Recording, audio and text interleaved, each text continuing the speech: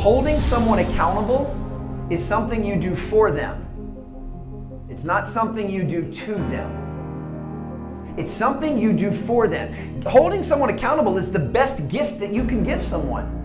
It doesn't matter if it's someone on your team, if it's your spouse, if it's your children. Holding someone accountable is the highest form of love and care that we can demonstrate.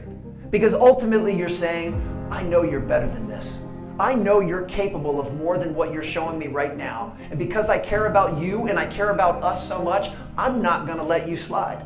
I'm going to stay on you until you perform to the level that everyone in this room knows you're capable of.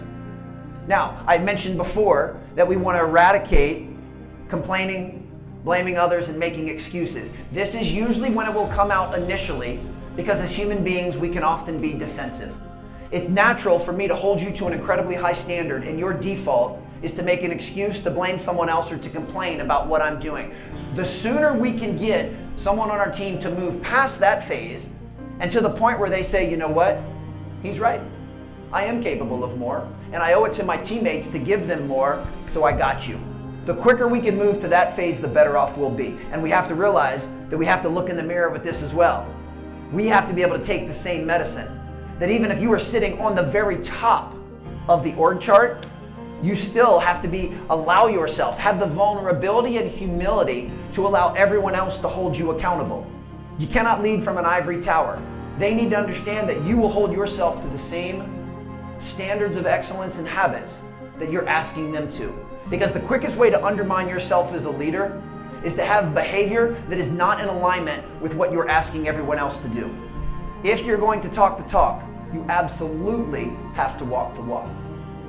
Now, most of us are incredibly familiar with what's called vertical accountability, which means you're in charge, you tell everyone underneath you what to do, and they have to do it. That's mediocre at best. The best organizations in the world also have horizontal accountability, which means I don't even need to be the first one to tell you to raise your performance, because your teammates next to you care so much about you and care so much about us, they've already told you.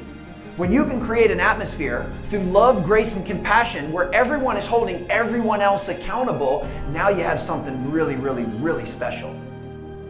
What happens in most organizations, I hold you accountable, you deflect or blame or complain or make excuses, then you go bellyache to these folks and they all jump in and become energy vampires as well. And they say, oh yeah, and now all of a sudden you guys have created this cancer inside of our organization that we simply can't have. So we need to all make sure that we can look ourselves in the mirror and look every single team member in the mirror and say, I'm gonna hold you accountable to the highest standards because I care about you and I care about us.